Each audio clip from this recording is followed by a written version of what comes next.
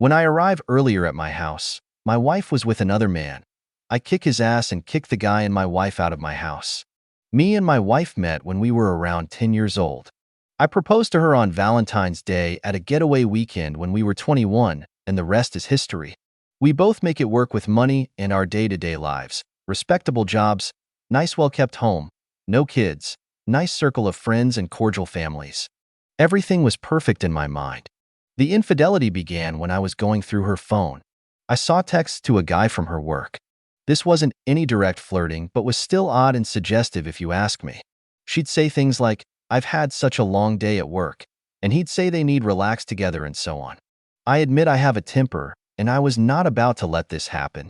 I told her she can no longer contact him, block him in front of my face, and she would no longer have me if she contacted him. She did everything I asked. So, this brings me to Sunday night. I own a business with my cousin. We started it around age 20, and it really took off. We have an office where I sometimes sleep when the workload gets on top of me.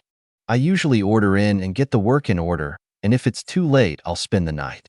So, I text my wife from about midday, "Me and cousin are going to probably be kept here all night.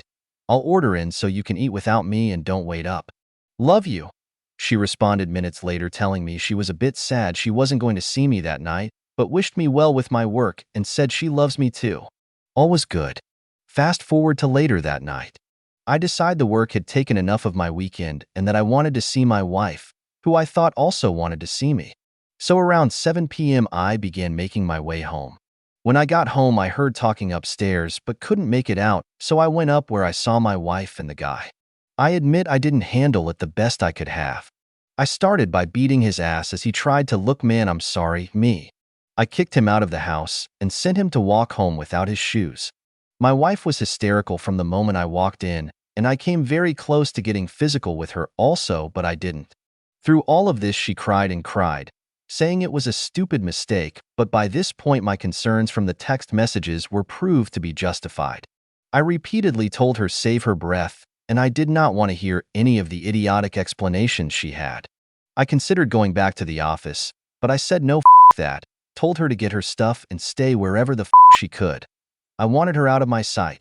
She stayed with her best friend since. My phone has been blown up by her friends and family since, but I've ignored them. I told her dad what happened though. He was livid and took my side. Since the first day, my anger has transitioned to sadness over the fact that our almost lifelong journey has been thrown away for some sleazy dude from her work. I have been staying busy but would be lying if I said every idle moment I get hasn't been spent sulking, crying, or lamenting over what happened. I'm contacting lawyers tomorrow morning to get our divorce rolling. Relevant comments. Comment. You've done pretty much everything you can. You contacted the divorce lawyers. I'd limit conversation with your future ex-wife to have your lawyer contact mine. Comment. Dude, you're sleeping overnight at the office at the weekend? Obviously, she shouldn't have cheated, but you haven't been tuned in to how she's been feeling about the relationship. You let her know you'd be there overnight. She said she was sad, and you said all was well. Clearly all was not well, my friend. If you want to fix your marriage, she needs to earn your trust back, and you need to make sure that the way you spend your time mirrors your priorities. She probably feels that your work is more important than your marriage. If that's not the case, you need to change your work-life balance. OP. I spend a lot of time with this woman. I only work overnight when I absolutely have to and never go to work days after that. I refuse to have me investing time into my business be a reason or excuse for her cheating, and it's done. No way I'm ever going to have a normal conversation with this lady again. Whatever pleasant image I had of her shattered that day. Update, 11 days after the first post. Okay, so a lot has happened since the last post. Sorry in advance for how long this post is going to be. And let me also say I very much appreciated all of the support from everyone on the first post. After the first post, I done quite a few things. Got STD checked. All clear. I signed my share of the business over to my business partner, cousin, temporarily until the divorce is settled. I canceled her phone contract that I paid for LOL, took down all pictures I had with her, packed all of her clothes up, and I have been hooking up with someone. So let me get into it. STD check negative was a good start, but still not enough to get me out of the dumps. I won't sugarcoat it. the situation still had me upset. I was unable to forget about it due to her, and others constantly blowing up my phone. I eventually went for a sit-down with her parents. Her mom attempted to talk me back into the family, whereas her dad knew I was a man set in my ways and was very disappointed in his daughter. This happened about 2 days after the post. I like her dad and believe we'll stay in contact due to the fact that we are both simple men who understand each other, always respected him, and it's a shame his daughter is stopping me from legally being his son anymore. As for her friends who have called me more times than I could count, I just ignored them. I spent a lot of time with my friends and family, which helped. I had a friend come over and we spent a few hours taking down pictures of her, taking all her stuff out of the house. This was very therapeutic for me and felt as though I was washing the stain from my life. It helped 10 times more than I thought it would. Divorce proceedings are in order, however. I believe I'll have serious issues with her signing the papers and so on.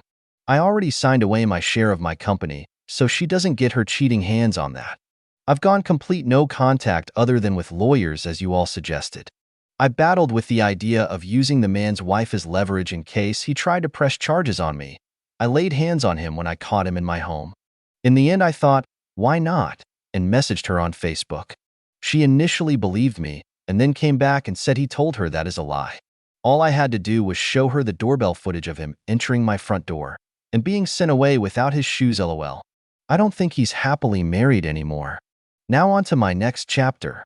My mother thought it would be fun for me to come to her work Christmas party. I hadn't gotten out at all since the incident and deserved a little time out. I went and was introduced to one of her co-workers' daughter. Now she's no love at first sight and a replacement for my wife, but she is a lovely woman who's most definitely keeping me in good company during the time I need it most. Christmas Day was harder than I expected. My wife was always here for these Christmas events, and it's strange her not being here, but having my family around me, keeping me fed and well-watered helped a lot. Overall, I think I'm doing much better than I thought I would. I just wanted to say thanks again to everyone who reached out to me, everyone who said a nice comment, and everyone who has been through the same thing and is staying strong.